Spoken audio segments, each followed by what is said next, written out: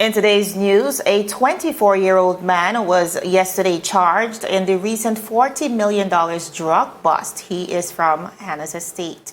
Social distancing in BVI schools reduced to 50%, now allowing for more students to return to face-to-face sessions. We also see as the volcano continues to erupt in St. Vincent and the Grenadines, the BVI Rotary family has now mobilized to host a telethon tomorrow, Thursday, in hopes of raising $50,000. In addition to that, that very same volcano that's affecting St. Vincent, is causing quite a number of water issues for the island. We have all the details and so much more after a word from our sponsors. You're watching 284 News.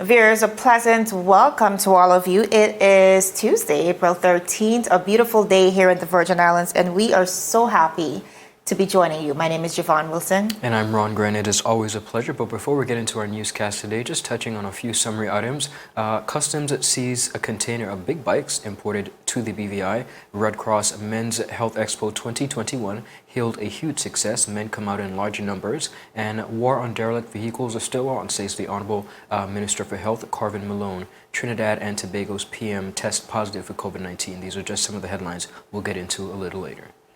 Our viewers, as we move right into our newscast, a Hannah's Estate man has been charged following the territory's most recent drug bust at a street value of $40 million. Now, according to an official Royal Virgin Islands Police Force report, Olicity Lance, 24 years old, of Hannah's Estate, has been charged with importation of drugs, being concerned in the supply of drugs, and possession of a controlled drug.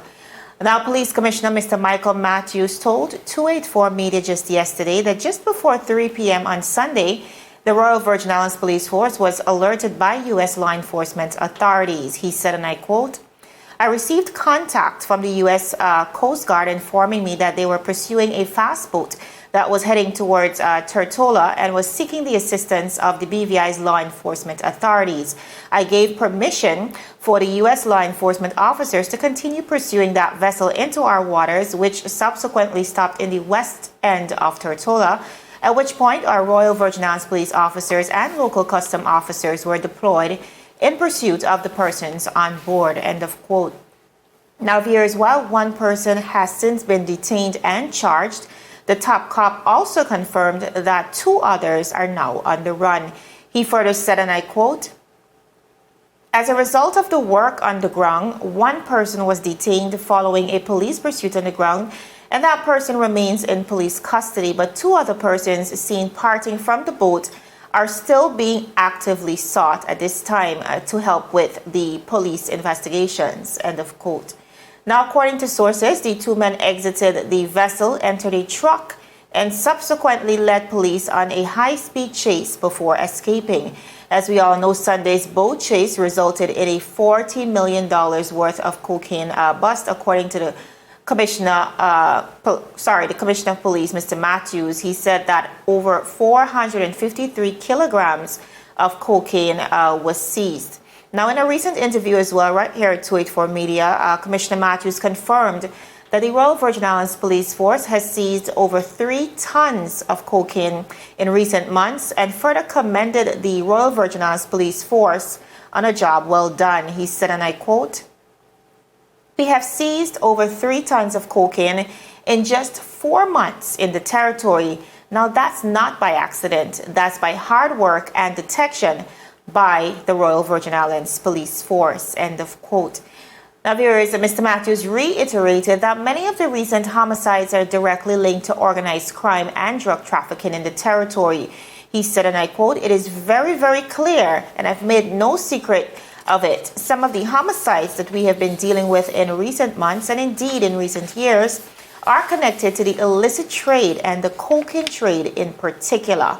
Now, viewers, Olicity Lands, who of course was charged today, will appear before the magistrate's court at the next available sitting, according to official police reports. Ron, really happy to see not only the swift action of the joint task force, which was able to not only detect, but also pursue and detain someone as it relates to this crime. But we're happy to see the swift action as it relates to not only charging, but ensuring that we are going after this with much haste. Indeed. Continuing on the local scene, in an interview with 284 Media on March 18, 2021, Deputy Premier and Minister for Education, Dr. the Honorable Natalia Wheatley, revealed his plans to propose a change in legislation to the Cabinet of the Virgin Islands to allow for 3 feet distancing instead of 6 feet, with hopes of maybe reopening schools to full class sessions for the Trinity term. Now, the minister said that the change in social distancing would still be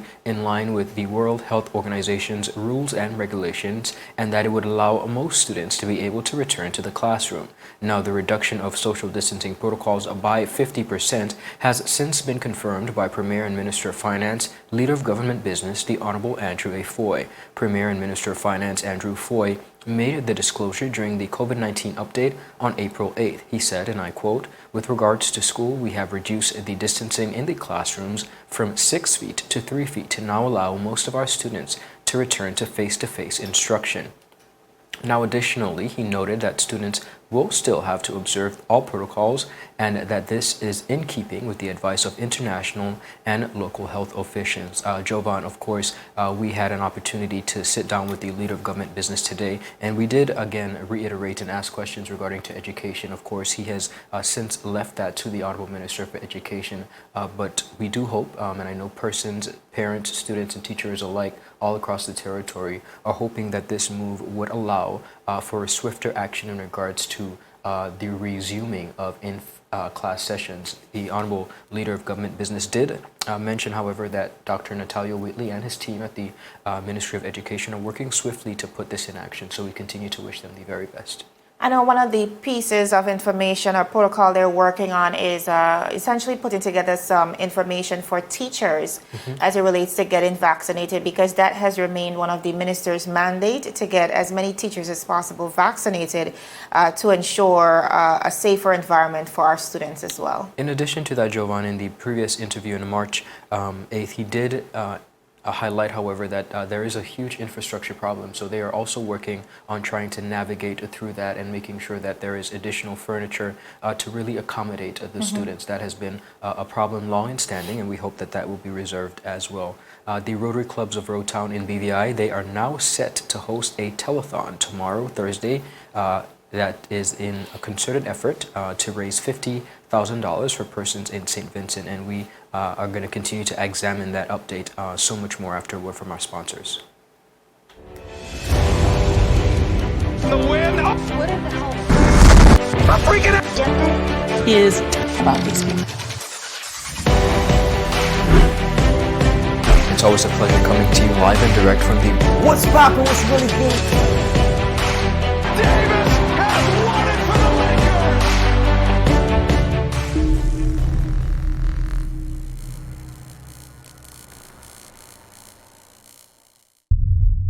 Gentlemen, aspiring gentlemen, and our partners that hold us down. It's season 2 of The Art of a Distinguished Gentleman, taking you on the most inspiring journey with the best and brightest distinguished gentlemen of the BVI.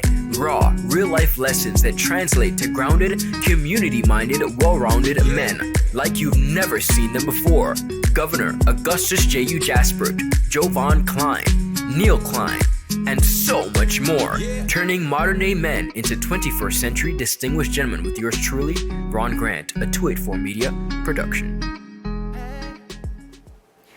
Viewers, welcome back to 284 News. Now, as expected, the BVI has really rallied and mobilized to ensure that we can support our brothers and sisters over there in St. Vincent and the Grenadines as they go through this very challenging time with the volcano, of course, erupting after some 42 years, causing lots and lots of devastation. Now, this Thursday, April 15th, 2021, the Rotary family of the BVI will mount a telethon with the objective of raising at least $50,000 to purchase urgent amenities needed to assist persons affected by the volcanic eruption in St. Vincent and the Grenadines.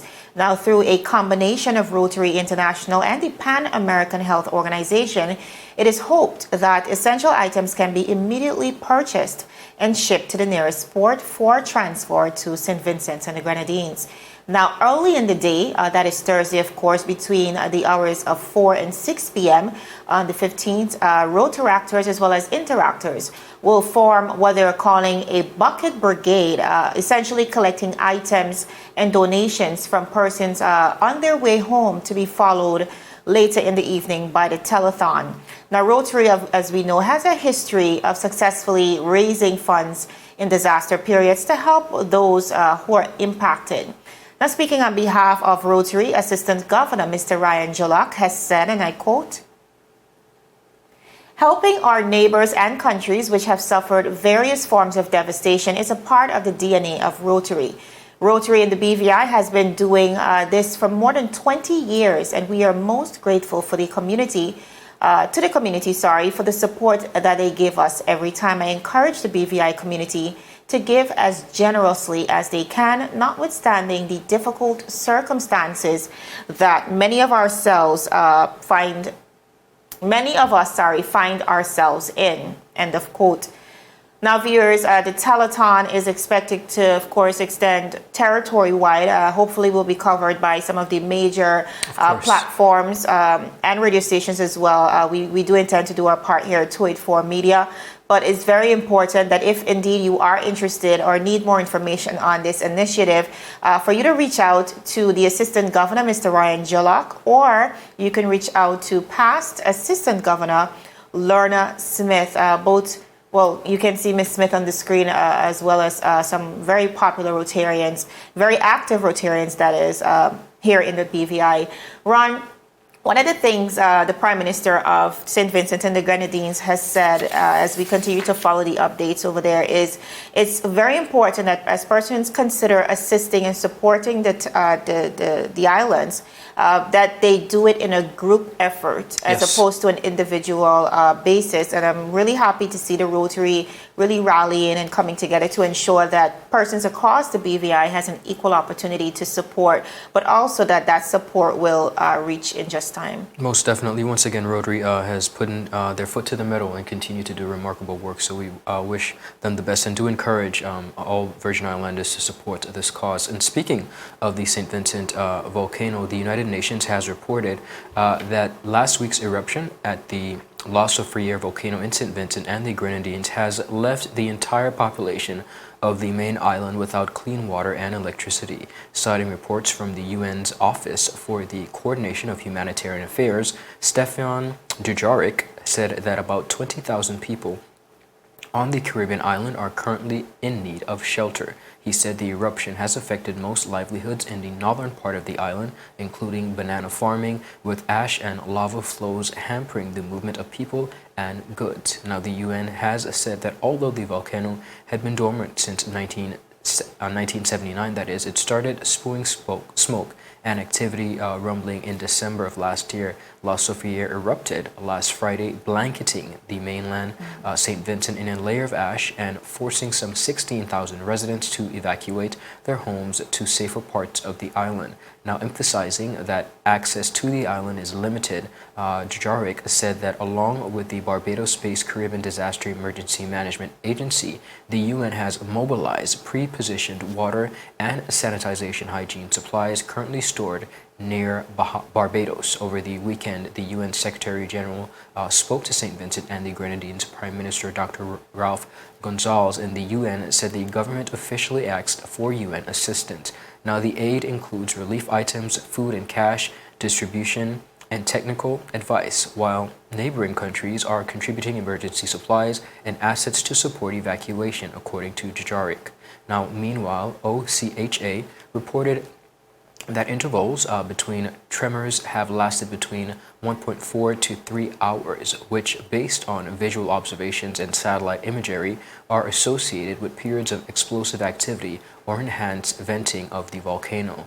They said explosions and accompanying ashfall of similar or larger magnitudes are likely to continue to occur over the next few days, stated the UN Humanitarian Office. Now, at the request of the Prime Minister, the UN said it has also mobilized experts through the UN Environment Program to develop and implement a debris management plan, including, of course, to clean up the ash and to promote environmental health and safety. At the same time, the Pan American Health Organization said it has mobilized to help the island respond to eruption activities. They also, through the Eastern Caribbean office based in Barbados, said it is coordinating with the Vincentian authorities to identify critical needs and is supporting the Ministry of Health with technical advice on enforcement of public health measures and with, of course, shipments of 150,000 medical masks, other personal protective equipment, medical supplies, and test kits. The organization also said it has already provided 60,000 medical masks, 7,000 respirators, and 6,000 gowns to Barbados Defense Force Emergency Medical Team to support a possible deployment on their military perform emergency and responsive activities. They said evacuation and shelter operations really alleviate the risk of SARS virus spread, and they continue to warn, adding that officials are administering COVID-19 vaccinations and rapid antigen tests for determine active infection before entering facilities. They said St. Vincent and the Grenadines has reported 1,766 COVID cases since the start of the pandemic among its approximately 110,000 inhabitants. Jovan, again, a very dire situation in St. Vincent, but also in the midst of the global pandemic that is COVID-19. So while we are officials are trying their best to get persons to secure environments, there's also the risk of spreading COVID-19, which is of paramount importance as well. One of the mandates they currently have is, while they're not, like the BVI, they're not forcing persons to take the vaccine. Yes. It's being highly encouraged because just recently, one of the things we see coming out of St. Vincent is that, they had just about 4 cruise ships there, but people have a reluctance to get on the ships and to leave the islands. And of course, for various reasons, but one of the reasons that is being brought to the forefront is the fact that they may not have been vaccinated, and it is a personal request from the cruise lines. So a very important thing to note as well, we do know that our very own Dr. Charlene Lewis, who is actually from St. Vincent, she's actually there right now. Okay. And what she's saying is that because the cruise ships have left, they're not exactly sure when persons who are there, who are stuck there, who may have intentions to return to the BVI, not exactly sure when they'll be able to be repatriated here. Understood. But of course, our prayers are with all of them there in St. Vincent and the Grenadines. Viewers, still ahead, Johnson & Johnson COVID-19 vaccine has been placed on place due to the blood clots in 6 women, and a Minnesota officer, she meant, they say, to grab a taser before shooting a black man during a traffic stop, a story that has caused much frenzy over the United States. We're going to have all the details when we return after a word from our sponsors. You're watching 284 News. Is business slow? Cash flow down? Hosting an upcoming event? We can help. Advertise with 284 Media and take your business or event to the next level by enhancing your present marketing and messaging strategies. Allow our team of experts to create a personalized ad that sets your business apart from all the rest. This could be your business or event. So, what are you waiting for? Contact our marketing team at 284media@cctbvi.com. Advertising with us works. So you're saying I can ask this cat any question? The cat is connected to the computer. You just type in the question, it will read his mind. There the answer comes.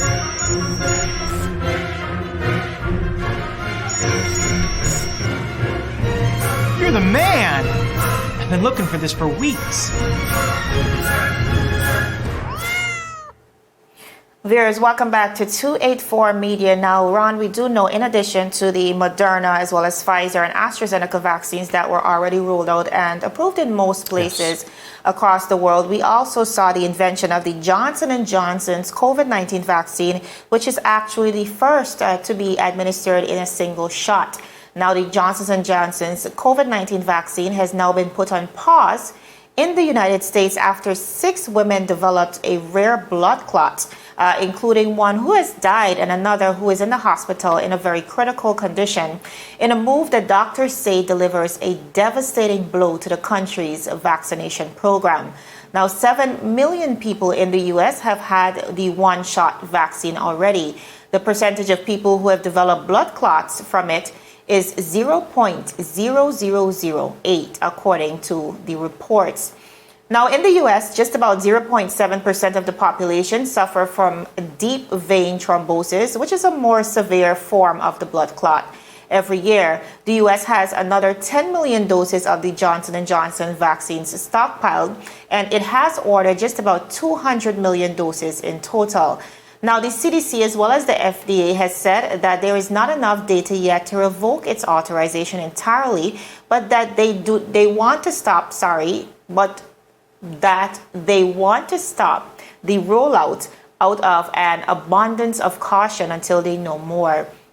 Now, after this announcement earlier today, Johnson & Johnson said that it was halting its rollout in Europe as well, where tens of millions of doses were expected to be given out, including 30 million in the United Kingdom in the summer.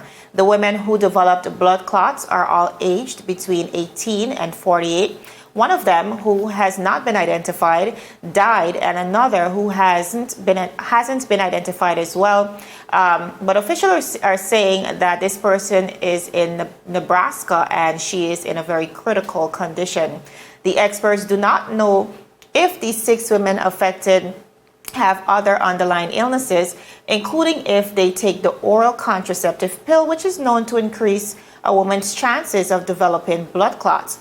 And they also do not know how long the pause will last. Now, one of the biggest problems is not the blood clotting itself, but the traditional treatments like heparin that can cause tremendous harm or be fatal if the patient recently had the Johnson & Johnson's vaccine. There is now criticism over the pause, which has sparked fear among those who have already taken the vaccine, confusion among people who are yet to get it, since, of course, it has not been completely banned, and, of course, increased hesitancy among those who were already skeptical. Despite the White House claiming that it will not thwart their goals of vaccinating just about 200 million Americans by April 30th, and every American from May onwards, health industry experts say it delivers a devastating blow to the vaccine effort and, of course, will undoubtedly slow it down. Now, Dr. Kavita Patel said, and I quote, "This is a devastating blow to this Johnson & Johnson vaccine effort in the United States.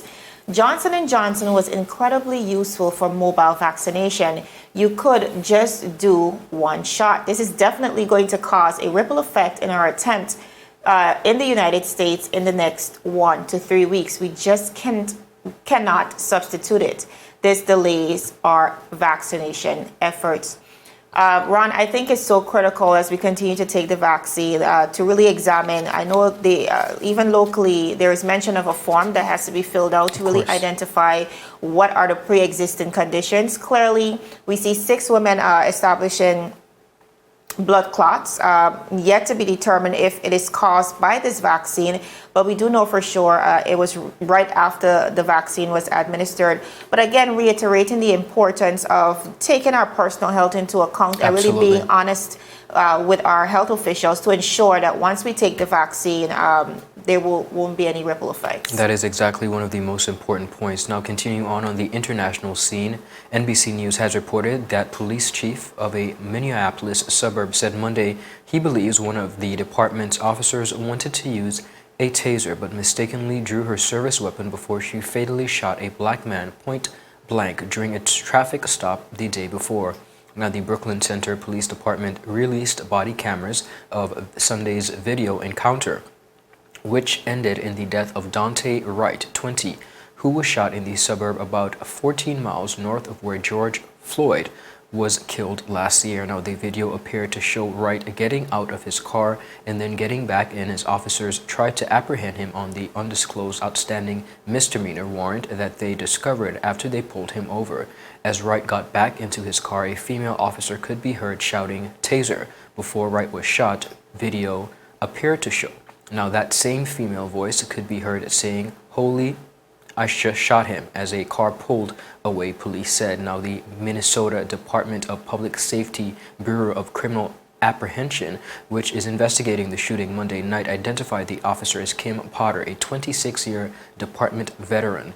Now, Wright died of a gunshot wound to the chest, single gunshot wound, according to the county medical examiner, which classified the manner of death as a homicide. Police Chief Tim Gannon said he believes it is clear the officer meant to draw a taser but drew their handgun instead of their taser. Now, as I watched the video, he said, and listened to the officer's commands, it is my belief that the officer had the intention to deploy their taser but instead shot Mr. Wright with a single bullet.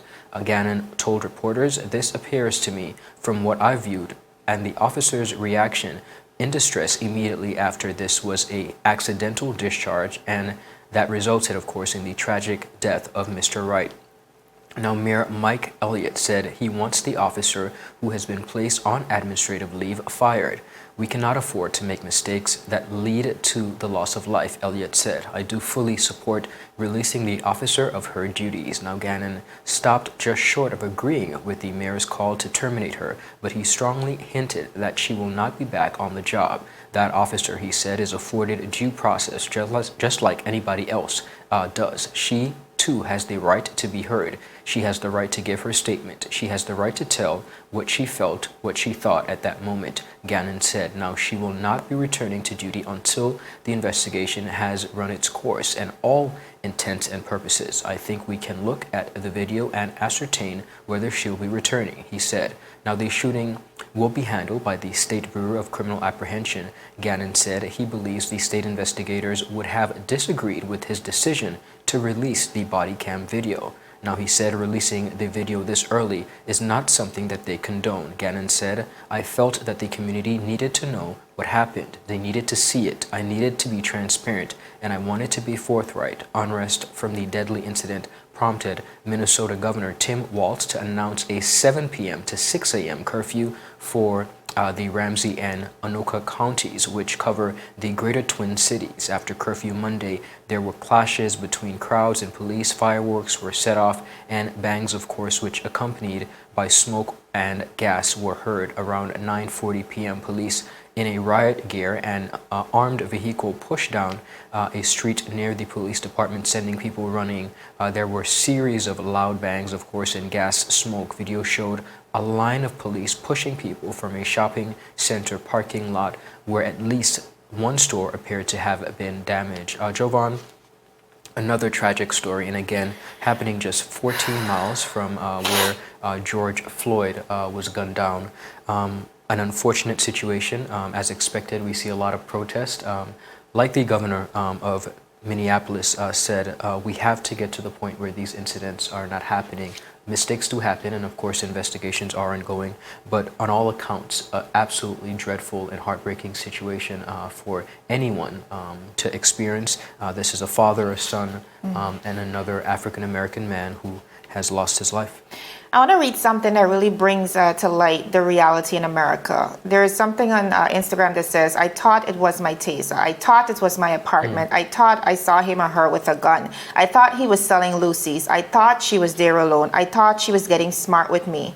Their thinking equals terrorism for us, and I am tired. I think that is because we have normalized, America has normalized police brutality to an extent where now police men and women fear Black people, and it's unfortunate because we see how it continues to unravel. But Ron, that's all the time we have for today. Viewers will continue these discussions, but for now, my name is Javon Wilson. And I'm Ron Grant. It's always a pleasure. Do have a terrific rest of the day and a happy Tuesday. We'll see you again tomorrow. Be safe. Take care. Bye-bye.